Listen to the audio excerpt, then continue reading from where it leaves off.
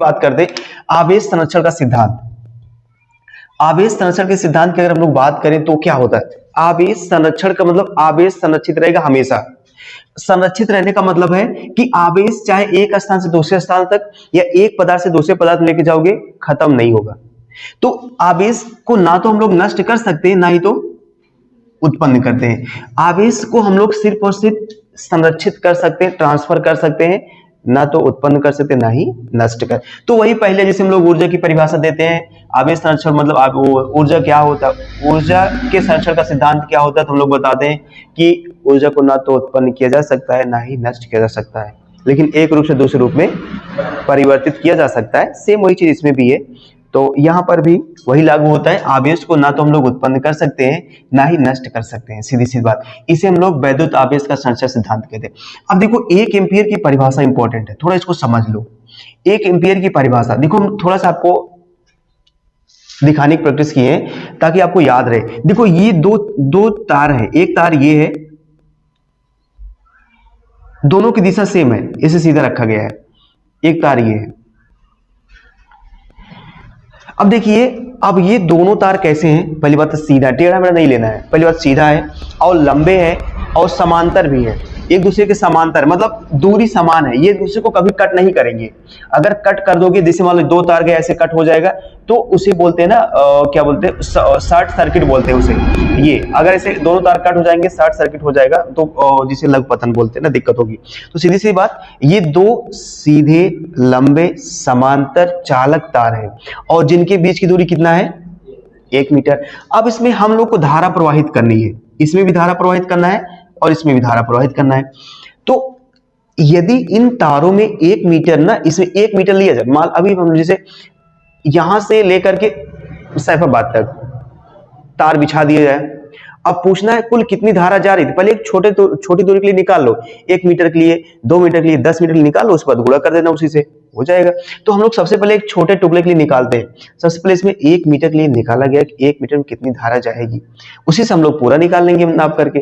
ठीक, तो हम लोग इसमें परिभाषा क्या बताओगे ना, इसमें निर्वात में, ये सभी निर्वात में रखे गए। निर्वात मतलब वायु में रखे गए, किसी जल में नहीं रखे गए, किसी कोई पदार्थ में नहीं रखे गए, निर्वात में रखे गए। तो निर्वात में स्थित किन्हीं दो सीधे लंबे समांतर चालक तारों के बीच यदि 1 मीटर की दूरी हो, तो समान समय में समान धारा प्रवाहित करने से यदि 1 मीटर की दूरी में या 1 मीटर की लंबाई में या प्रति मीटर लंबाई में 2 × 10⁻⁷ न्यूटन का बल अगर उत्पन्न होता है, अगर इतना बल उत्पन्न होता है, तो उसे हम लोग बोलते हैं कि तार में 1 एम्पीयर की धारा जा रही है। फिर से समझोगे, निर्वात में स्थित किन्हीं दो सीधे लंबे समांतर चालक तार जिनके बीच की दूरी 1 मीटर हो, समान समय में समान धारा प्रवाहित करने से प्रति मीटर लंबाई में 2 × 10⁻⁷ न्यूटन का बल अगर उत्पन्न होता है, तो उसे हम लोग 1 एम्पीयर बोलते हैं। नहीं समझे?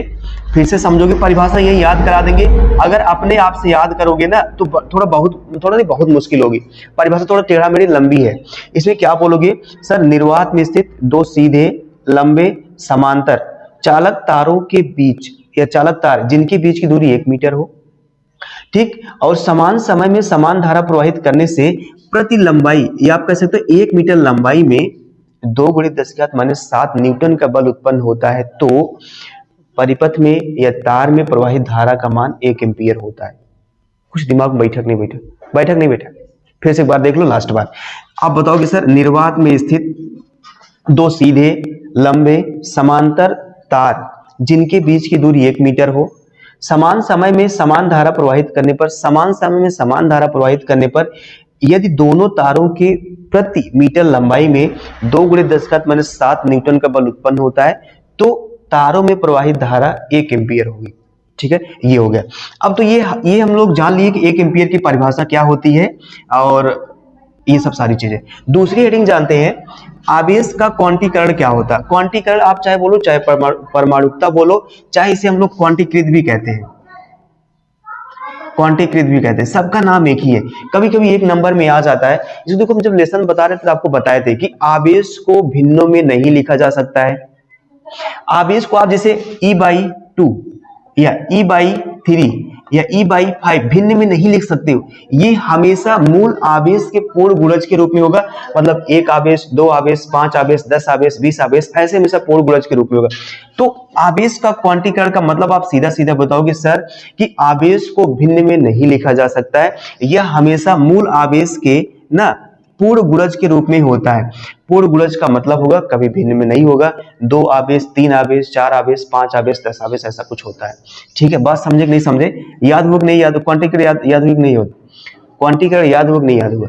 आवेश को या मूल आवेश को हम लोग कभी भी भिन्नों में नहीं लिख सकते हैं, इसे हमेशा मूल आवेश के पूर्ण गुणज के रूप में ही लिखा जा सकता है।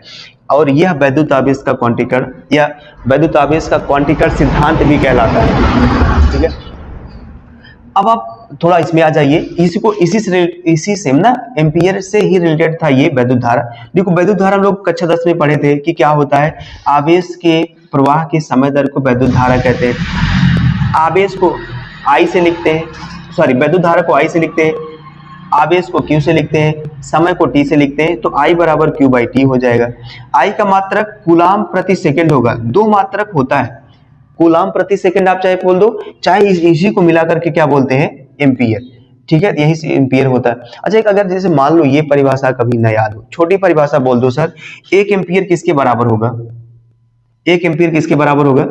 1 कूलाम आवेश के और 1 सेकंड टाइम के, ऐसा होगा।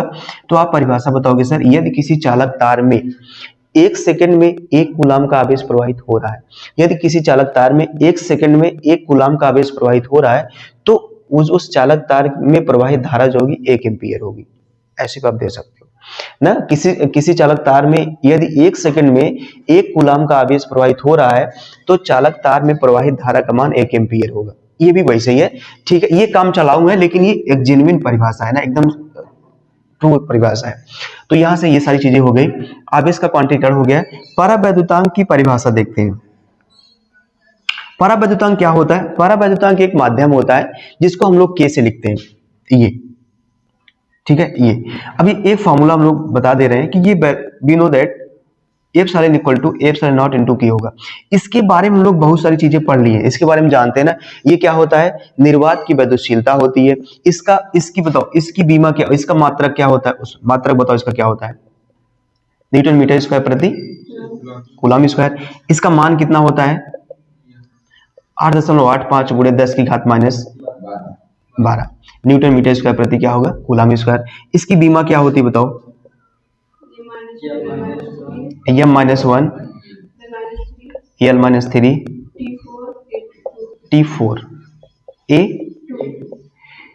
इसकी बीमा होती है। हम लोग इसके बारे में तो पढ़े इतनी सारी चीजें, बट इसके बारे में अभी नहीं पढ़े हैं। यह एप्सिलॉन नॉट निर्वात अथवा वायु की वैद्युतशीलता है, लेकिन ये किसकी वैद्युतशीलता है? ये किसी परावैद्युत पदार्थ, परावैद्युत पदार्थ मतलब कोई कुचालक पदार्थ होगा, कुचालक पदार्थ। एप्सिलॉन नॉट परावैद्युत पदार्थ की वैद्युतशीलता है, लेकिन एप्सिलॉन जो है परावैद्युत पदार्थ की वैद्युतशीलता है, और एप्सिलॉन नॉट सिर्फ और सिर्फ निर्वात अथवा वायु की वैद्युतशीलता। ये अब आप जैसे मान लो इसकी परिभाषा मुझे देना है, ये पता चल गया सर एप्सिलॉन नॉट क्या है? परावैद्युत माध्यम। आप बोल दो परावैद्युत माध्यम या परावैद्युत पदार्थ की वैद्युतशीलता है, लेकिन एप्सिलॉन नॉट क्या है? निर्वात अथवा वायु की वैद्युतशीलता है। तो यहाँ पर ये आपको पता चला ना, ये क्या है? परावैद्युत पदार्थ की वैद्युतशीलता, और ये क्या है? निर्वात की वैद्युतशीलता। ये क्या है? इसे क्या बोलते हैं? अनुपात बोलते हैं। ठीक है, इसी में बोल दो आप, सीधा सीधा बोलोगे कि परावैद्युत पदार्थ की वैद्युतशीलता और निर्वात की वैद्युतशीलता के अनुपात को क्या बोलते हैं? परावैद्युतांक कहते हैं। परावैद्युत पदार्थ की वैद्युतशीलता या परावैद्युत माध्यम में स्थित पदार्थ की वैद्युतशीलता या निर्वात अथवा वायु वैद्युतशीलता के अनुपात को हम लोग बोलते हैं परावैद्युतांक। एक बार फिर से सुन लीजिए, किसी परावैद्युत पदार्थ की वैद्युतशीलता, निर्वात अथवा वायु में वैद्युतशीलता के अनुपात को हम लोग बोलते हैं परावैद्युतांक। इसे हम लोग कैपिटल K से प्रदर्शित करते हैं। ठीक है, इतनी बातें हो गई। आगे हम लोग ये परावैद्युतांक का परिभाषा आता है 1 नंबर में, ये आ गया, ये आ गया। ठीक है ना, ये आपके एग्जाम में आ सकता है। अब आगे चलते थोड़ा सा, कूलाम के नियम का सदिश रूप, ये तो बहुत इंपॉर्टेंट है। कूलाम के नियम का सदिश रूप देख लीजिए। कूलाम ने जो नियम दिया था ना, किसी दो बिंदु आवेश के लिए दिया था ऐसा, ये इन्होंने क्या कि एक बिंदु आवेश लिए, दूसरा बिंदु आवेश यहाँ कुछ दूरी पर लिए, एक बिंदु आवेश ये हो गया, ये हो गया, इन दोनों को r दूरी पर रख दिए थे। तो हम लोग को जो कूलाम का नियम मिला था, F इक्वल टू मिला था 1/4πε0 Q1 Q2 अपान में r²। अब देखो ये सदिश नहीं लिखा गया है, सदिश का मतलब वेक्टर फॉर्म में ये ऐसा। अब बताओ वेक्टर फॉर्म इसको नहीं लिख सकते हो। आवेश क्या है? सदिश राशि का अदिश, अदिश। ये क्या है? आवेश। दूरी क्या है? अदिश। ये सब कांस्टेंट है। कांस्टेंट का ना तो कोई बीमा होती ना तो कोई मात्रक होता है, तो ये सब पूरा कांस्टेंट मिल रहा है, पूरा कांस्टेंट। इसलिए हमको कुछ अलग रूल अपनाना पड़ा, इसलिए हम लोग ऐसा लिखे हैं। अब इसको थोड़ा समझो। यहां पर आवेश Q1 है, यहां पर आवेश Q2 है। तो आवेश Q1 के कारण Q2 पर लगने वाला बल, Q1 के कारण Q2 पर लगने वाला बल ये होता है वेक्टर 21 वेक्टर F21। अब इसमें कैसे जानोगे? ये है Q1, ये Q1 के कारण Q2 पर लगने वाला बल 2, वो ऐसे बोलते 21। लेकिन ये Q2 पर Q1 के कारण Q2 पर लगने वाला बल वेक्टर F12। ऐसी गलती कभी मत करिएगा सर ये F1 का मतलब है ये पहले के कारण दूसरे पर लगने वाला बल। नो, गलत है।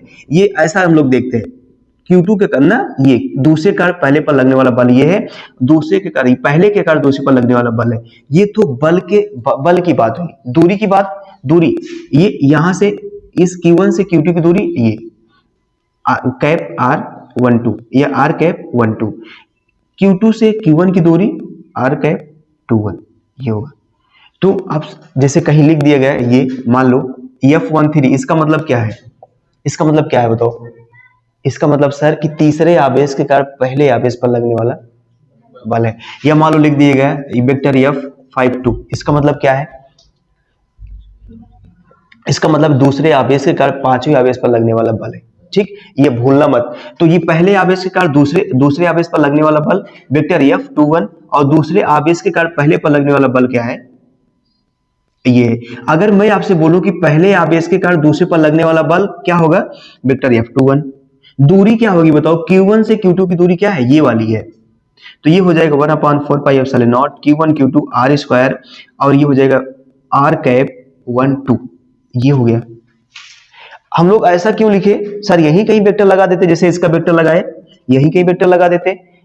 चूंकि ये सभी अदिश राशि है तो हम लोग अदिश राशियों पर वेक्टर नहीं लगा सकते, इसलिए इसको हम लोग अलग से r कैप लिखना हुआ। अगर मैं आपसे पूछूं कि आप भैया बताओ ये क्या है? पहले आवेश का दूसरे पर लगने वाला बल है, पहले आवेश का दूसरे पर लगने वाला बल है, उसको निकाल दिए ना। अब देखो दूसरा निकालते हैं, दूसरे आवेश के कारण पहले पर लगने वाला बल, ये निकालू मैं। दूसरे आवेश के कारण पहले पर लगने वाला बल, अब आप लोग बताओगे ये क्या होगा? 1/4πε0 Q1 Q2 अपान में क्या होगा? इनटू क्या होगा? R कैप 21 ऐसा, R21 कैप ऐसा। मतलब इसी का जस्ट उल्टा। अगर बल 12 है तो दूरी क्या होगी? 21 होगी। इसी का जस्ट उल्टा, बाकी सारी चीजें। तो आज की बातें थी यहां तक ना। समझे कि नहीं समझे? अनु समझे? ठीक, इतना पढ़िएगा। हम लोग कल जो भी कुछ देखेंगे।